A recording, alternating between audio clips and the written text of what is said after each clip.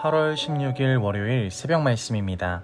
본문 말씀은 사사기 6장 25절에서 32절까지 말씀입니다. 함께 봅니다.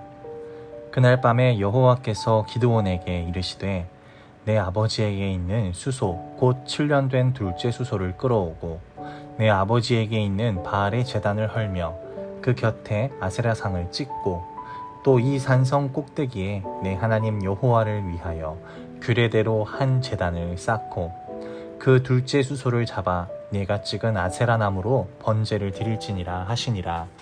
이에 기드온이 종 10사람을 드리고 여호와께서 그에게 말씀하신 대로 행하되 그의 아버지의 가문과 그 성읍 사람들을 두려워하므로 이 일을 감히 낮에 행하지 못하고 밤에 행하니라. 그 성읍 사람들이 아침에 일찍이 일어나 본즉 바알의 제단이 파괴되었으며 그 곁에 아세라가 찍혔고 새로 쌓은 제단 위에 그 둘째 수소는 드렸는지라. 서로 물어 이르되 이것이 누구의 소행인가 하고 그들이 케어 물은 후에 이르되 요아스의 아들 기드온이 이를 행하였다 하고 성읍 사람들이 요아스에게 이르되 내 아들을 끌어내라. 그는 당연히 죽을지니 이는 바알의 제단을 파괴하고 그 곁에 아세라상을 찍었음이니라 하니 요아스가 자기를 둘러선 모든 자에게 이르되 너희가 바알을 위하여 다투느냐 너희가 바알을 구원하겠느냐 그를 위하여 다투는 자는 아침까지 죽임을 당하리라. 바알이 과연 신일진데 그의 제단을 파괴하였은즉 그가 자신을 위해 다툴 것이니라 하니라. 그날에 기드온을 여룻바알이라 불렀으니 이는 그가 바알의 제단을 파괴하였으므로 바알이 그와 더불어 다툴 것임이라 함이었더라. 아멘. 성도가 두려워해야 할 대상이라는 제목으로 새벽 말씀 함께 나눕니다.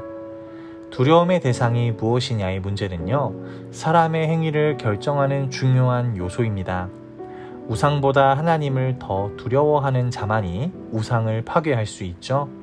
진정으로 두려워해야 할 대상을 바르게 알아야 우리가 올바른 선택을 할 수 있습니다.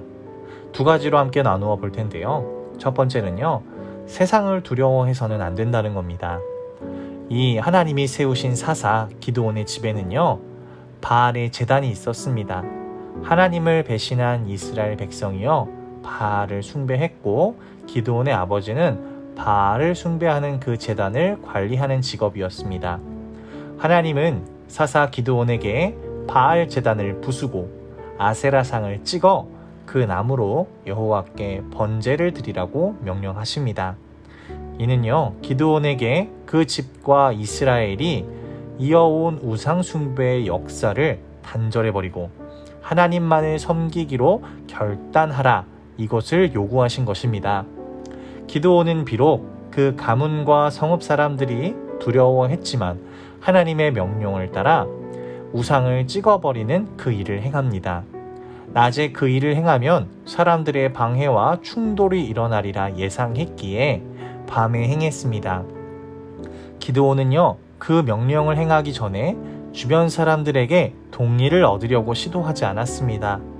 그 일은 사람들이 원하든 원하지 않든 축복하든 비난하든 반드시 순종해야 할 하나님의 명령이었기 때문입니다. 우상 제단과 신상이 파괴되자 성읍 사람들은요, 그 책임을 물어 기드온을 죽이자 했습니다. 그러나 기드온의 아버지 요아스는 이렇게 말했죠. 만일 바알이 진짜 신이면 스스로 기드온과 다툴 것이 아니겠느냐 변론했습니다. 요아스의 말을 들은 성읍 사람들은 감히 기드온을 해치지 못했습니다. 기드온은 바알 신상을 파괴함으로 이스라엘 사람들에게 바알은 신이 아니라 한낱 우상 조각일 뿐임을 알려준 것입니다. 우리가 사람들을 두려워하지 않고요, 하나님을 두려워해야 합니다. 우리가 이렇게 하나님의 뜻에 순종한다면 하나님은 그 순종을 통해 그러한 우리를 통해 하나님의 영광을 드러내실 것입니다. 성도는요, 사람의 눈치도 세상의 눈치도 아니고 하나님의 말씀을 가장 두려워하고 그 말씀대로 순종하는 사람들입니다. 그리고 그것을 통해서 세상의 진리가 무엇인지, 나아가야 할 길이 무엇인지 증명해내는 대상들입니다. 우리가 그러한 믿음의 성도들이 될 수 있기를요 간절히 소망합니다. 두 번째는요, 세상을 두려워하지 않고 무엇을 두려워해야 하냐? 하나님을 두려워해야 합니다. 기드온이 사람들을 두려워하는 가운데서도 하나님의 명령대로 우상을 타파하자 하나님은 사람들의 마음에 두려움을 주셨습니다. 그래서 감히 기드온을 해치지 못하게 하셨죠. 그때부터 기드온은 이스라엘을 이방의 손에서 구원하는 사사로서 자타공인 리더십을 인정받기 시작했습니다. 예수님은 당신이 승천하신 후에 제자들이 이방인들에게 박해를 받을 것을 아시고요. 제자들에게 진정으로 두려워해야 할 대상이 누군지 가르쳐 주셨죠. 세상 권력자들은 육신의 생명을 뺏어갈 수는 있지만 하나님은 육신뿐만이 아니라 영혼을 감당하시는 심판자이시기에 우리는 세상 권력자들을 두려워하지 말고 하나님을 두려워하고 사랑하라 말씀하셨습니다. 만일 기드온이 바알 제단을 파괴한 이유로 사람들에게 죽임을 당했다 할지라도 그것은 헛된 죽음이 아니고 의를 위해 박해받아 천국을 소유하는 복된 죽음이라고 예수님은 마태복음 5장 10절을 통해서 이 맥락에 대해 말씀하셨죠.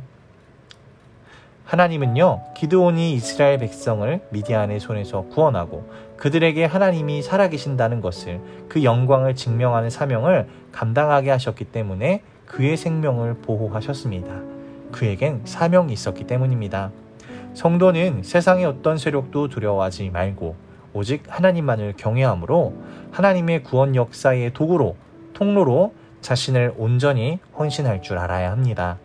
예수님의 제자들이 순교당하면서도 굴하지 않고 진리를, 말씀을 전함으로 많은 사람들을 구원하게 하나님이 쓰셨듯이 성도는 기드온처럼 하나님만을 경외하고 순종함으로 많은 사람에게 하나님의 은혜를 전하는 사명을 감당해야 합니다. 말씀을 맺습니다. 죽음의 위협을 받으면서도 생명을 걸고 예수님을 부인하지 않은 순교자들은 진정으로 두려워해야 할 대상이 하나님 한 분뿐임을 알고 있었습니다. 이를 본받아 성도는 세상의 무엇보다 하나님을 경외함으로 오직 하나님의 말씀에 순종하며 순교의 마음을 가지고 살아가는, 그 가운데 하나님의 지키심과 보호하심을 경험하며 구원의 통로로 쓰임받는 그러한 우리들이 될 수 있기를요 주님의 이름으로 간절히 소망합니다. 오늘 하루도 세상이 아닌 하나님을 두려워하는 귀한 믿음의 삶 되시기를 간절히 소망합니다. 말씀으로 승리하세요.